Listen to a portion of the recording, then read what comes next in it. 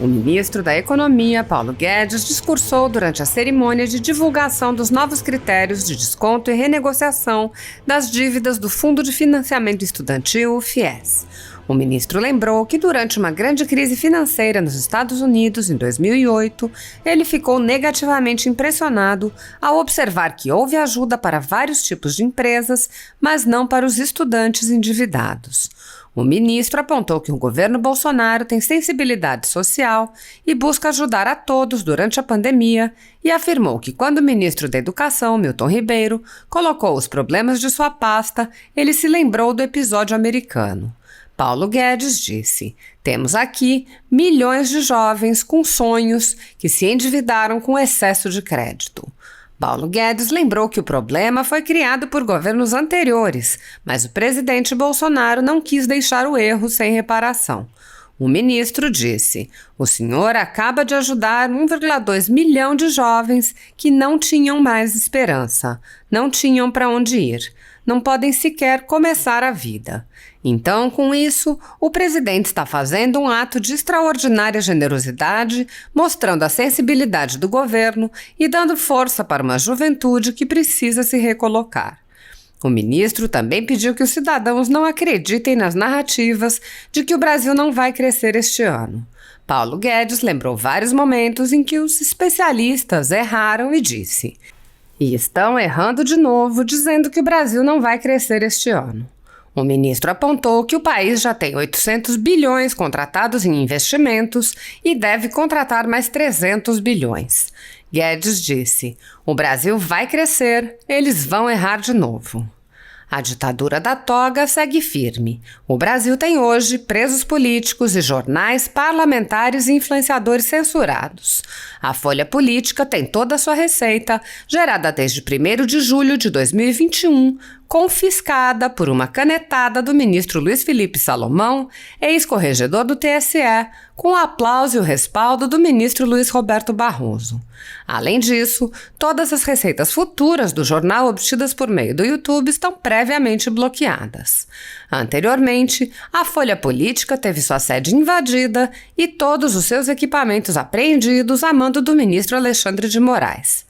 Mesmo assim, a equipe continuou trabalhando como sempre, de domingo a domingo, dia ou noite, para trazer informação sobre os 3 poderes e romper a espiral do silêncio imposta pela velha imprensa, levando informação de qualidade para todos os cidadãos e defendendo os valores, as pessoas e os fatos excluídos pelo mainstream, como o conservadorismo e as propostas de cidadãos e políticos de direita.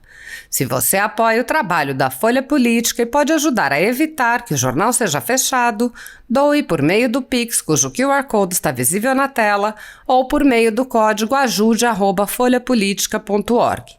Caso não utilize Pix, há a opção de transferência bancária para a conta da empresa Raposo Fernandes, disponível na descrição deste vídeo e no comentário fixado no topo.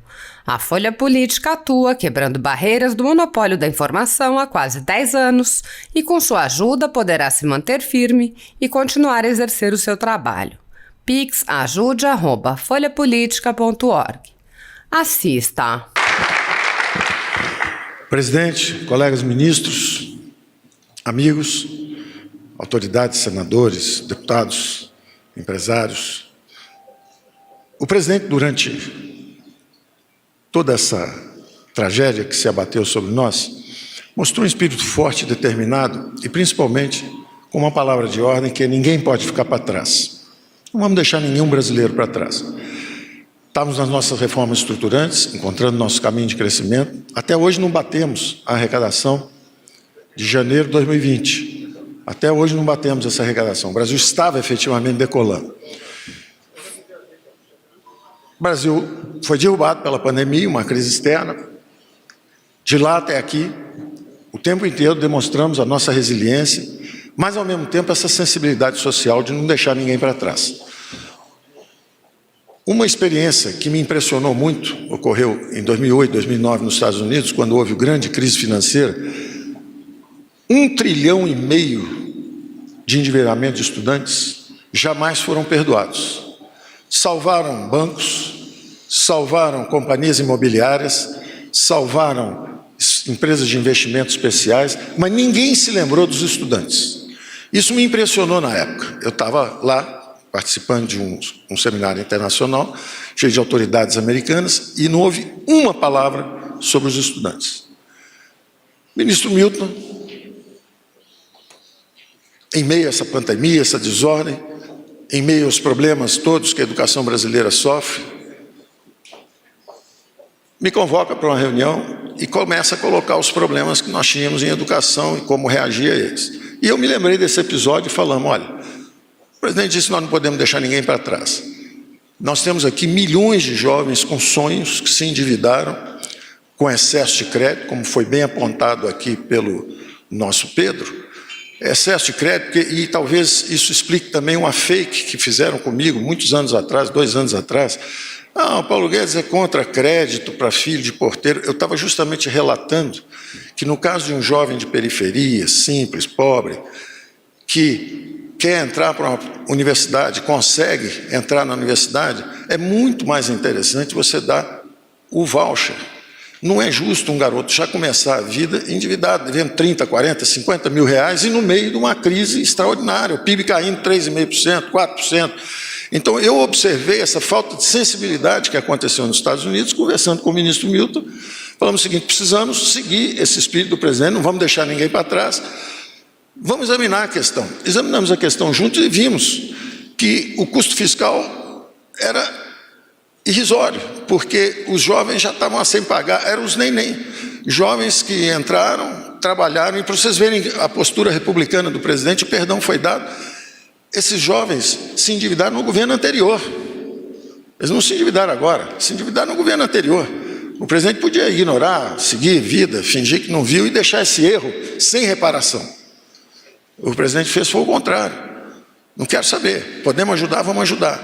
Examinamos tudo, vimos que o custo era muito baixo, relativamente baixo, e esses jovens, sem mais esperança, sem emprego, saíram das universidades devendo 30, 40, 50 mil reais e não tem emprego para pagar. Vítimas, metas, objetivos de traficantes, de miliciantes, quer dizer, os jovens devendo dinheiro, começando a vida negativado. Tem um outro candidato aí que diz o seguinte, vamos negativar, vamos positivar todo mundo que estiver devendo dinheiro, etc. Nós já fizemos isso.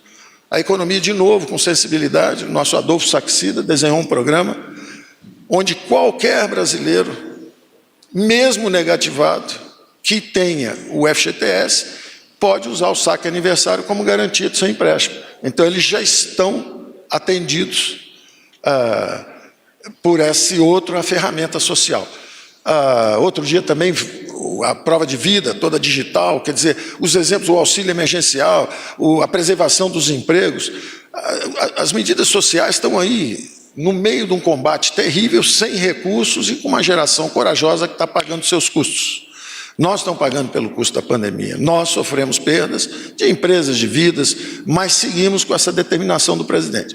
Então, eu queria parabenizar o presidente pela decisão, o ministro Milton pela sensibilidade, por ter levantado o problema, os nossos presidentes da Caixa e do Banco do Brasil, que vão operacionalizar, e a educação é realmente o grande fator que assegura a maior produtividade dos trabalhadores brasileiros, dos jovens, a maior competitividade de nossas empresas e a riqueza do país no futuro. Nós estamos sensíveis a isso e, presidente, o senhor acaba de ajudar 1.200.000 jovens, 1.200.000 jovens que não tinham mais esperança. Eles não tinham para onde ir. Devem 20, 30, 40 mil reais e não têm capacidade de pegar empréstimo, estão devendo, não podem sequer começar a vida, e não tem emprego também.